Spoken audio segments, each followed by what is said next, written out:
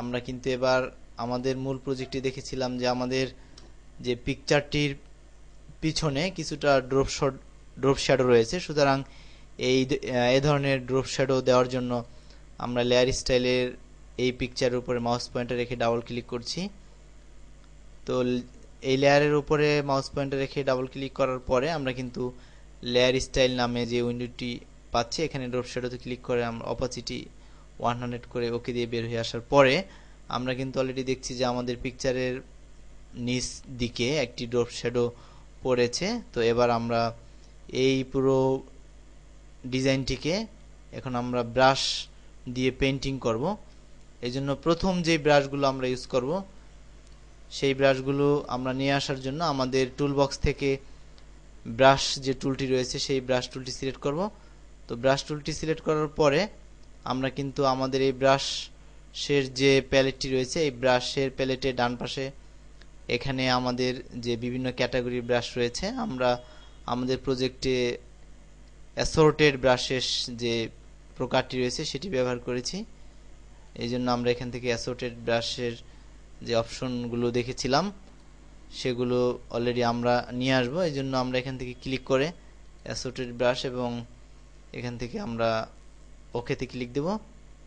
তো ওকেতে ক্লিক দেওয়ার পরে আমরা এখানে অলরেডি যে শেপগুলো দেখতে পাচ্ছি এই শেপগুলো এখানে আমরা আমাদের পূর্বের প্রজেক্টটি কিন্তু এখানে যে 14, 15 এবং 48 এই তিনটি ব্রাশ ব্যবহার করে কিন্তু আমরা আমাদের পূর্বের যে ডিজাইনটি আমরা দেখেছিলাম প্রথমে প্রজেক্টটি দেখেছিলাম সেই প্রজেক্টটি তৈরি করেছি। তো এখানে যে ব্রাশটি অলরেডি রয়েছে, তো এই ব্রাশটি ব্যবহারের জন্য আমরা এখন এখান থেকে আমরা যে কোনো কালার নির্দিষ্ট করে দেব। তো আমরা এখান থেকে আমাদের প্রজেক্টে সাধারণত এই ধরনের কালার আমরা দেখেছিলাম। তো আমরা ইচ্ছে করলে এখান থেকে যে কোনো কালার ব্যবহার করতে পারি। এবার আমরা ব্রাশ টুলটির মাধ্যমে এই এখানে যে 15 নাম্বারের ব্রাশটি রয়েছে সেটি এখন ব্যবহার করব এবং এখানে আমরা যদি এখানে আরো কমিয়ে দেই, অর্থাৎ এটিকে এখন আমরা ফাঁকা করব এবং এখান থেকে আমরা বিভিন্ন সাইজ নিয়ে নিব। তো আমরা কিন্তু এখান থেকে বিভিন্ন সাইজ নিয়ে সেই ব্রাশগুলো ব্যবহার করতে পারবো। এবার আমরা আমাদের এই ছবির সাদা অংশে সেই ব্রাশগুলো ড্রয়িং করছি। আমরা দেখতে পাচ্ছি যে ব্রাশগুলো অলরেডি ড্রয়িং হচ্ছে।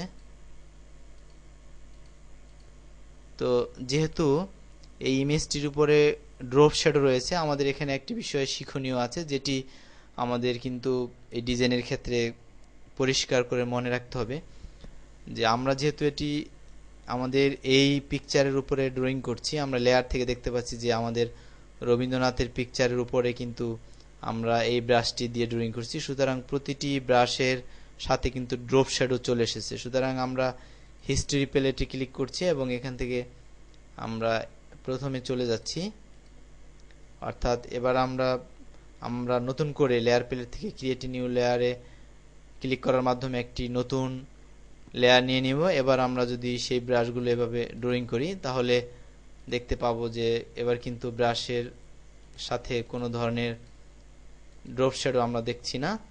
একইভাবে আমরা কিন্তু এখানে যে 14 নাম্বারে যে ব্রাশটি রয়েছে সেটি কিন্তু আমরা এখান থেকে সাইজ আরো কিছুটা বাড়িয়ে নিয়ে সেটি আমরা ব্যবহার করব এবং আমাদের যে ব্রাশটি রয়েছে সেই ব্রাশটির মাধ্যমে আমরা কিন্তু এখন এটিকে ড্রয়িং করে দিচ্ছি।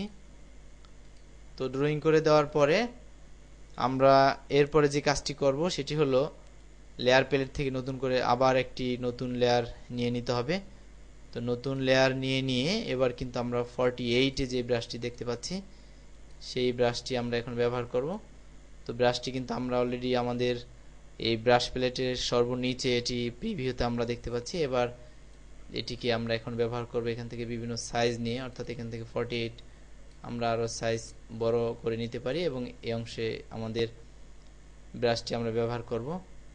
অলরেডি আমরা দেখছি যে আমাদের মূল ডকুমেন্টের উপরে কত সহজে এবং খুব অল্প সময়ে এই ধরনের ব্রাশ ব্যবহার করে আমরা যে ডিজাইনটি করতে পারতেছি, এটি খুবই অল্প সময় এবং খুব সহজে এই ধরনের ব্রাশ আমরা ব্যবহার করে কিন্তু আমাদের ডিজাইনটি অলরেডি পূর্ণ করে দিয়েছি। এবার আমরা মূল যে ডিজাইনটি আমরা আমাদের ডিজাইন শুরুর প্রথমে দেখেছিলাম তো এখানে আমরা দেখছি যে রবীন্দ্রনাথ রবীন্দ্রনাথ এরকম কিছু লেখা রয়েছে।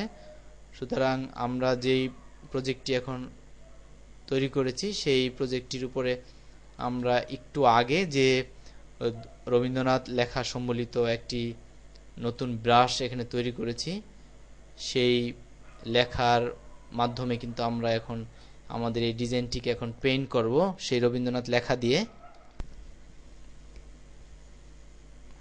তো রবীন্দ্রনাথ লেখা সম্বলিত সেরকম একটি ব্রাশ আমরা ব্যবহার করার জন্য আমাদের ব্রাশ প্লেটে আমরা যে ব্রাশটি তৈরি করেছিলাম সেটি অলরেডি নিয়ে আসবো। এই জন্য এখানে ডাবল ক্লিক করছি এবং নিচে কিন্তু আমরা অলরেডি সেই রবীন্দ্রনাথ লেখা সম্বলিত ব্রাশটি রয়েছে, বাট এখানে স্পেসিং এর কারণে আমরা এটি দেখতে পাচ্ছি না। তো এভাবে আমরা স্পেসিং বাড়িয়ে আমরা আমাদের মূল রবীন্দ্রনাথ লেখার ব্রাশটি এখানে দেখতে পাবো এবং এখান থেকে আমরা যদি এটিকে অ্যাঙ্গেলে বিভিন্ন অ্যাঙ্গেলে সেটিকে উপস্থাপন করি তাহলে এটি বুঝতে পারবো। তো এই স্টাইল রেখে আমরা কিন্তু এখন সেই ব্রাশটি আমরা এখান থেকে লাল কালার নিয়ে সেটি বিভিন্নভাবে সেটিকে লিখে দিব। আমাদের মূল প্রজেক্টে আমরা দেখেছিলাম যে এভাবে বিভিন্ন লেখার মাধ্যমে রবীন্দ্রনাথ লেখাটি কিন্তু আমাদের মূল প্রজেক্টে ছিল, সুতরাং আমরা এই লেখাটি এভাবে বিভিন্ন স্টাইলে প্রয়োগ করতে পারি। তো এভাবে এখান থেকে যে কোনো ব্রাশ নতুন করে তৈরি করে নিয়ে কিন্তু আমরা আমাদের ডিজাইনের ক্ষেত্রে সেটিকে এভাবে খুব সহজে ব্যবহার করতে পারবো। তো আমরা দেখতে পাচ্ছি অলরেডি আমাদের এই ব্রাশের সাহায্যে খুব সুন্দর চমৎকার একটি ডিজাইন আমরা খুব অল্প সময়ে করতে পেরেছি এবং এটি ব্যবহার করার পূর্বে আমরা যে ব্রাশের বিস্তারিত ব্যবহার দেখেছিলাম সেগুলো সুন্দর করে আমরা বিভিন্ন দিকে মডিফাই করে বিভিন্ন কালার দিয়ে এবং বিভিন্ন স্টাইলের ব্রাশ প্রয়োগ করে কিন্তু আমরা খুব সুন্দর সুন্দর ডিজাইন করব এবং নতুন করে যদি কখনো এরকম ব্রাশ তৈরি করার প্রয়োজন হয়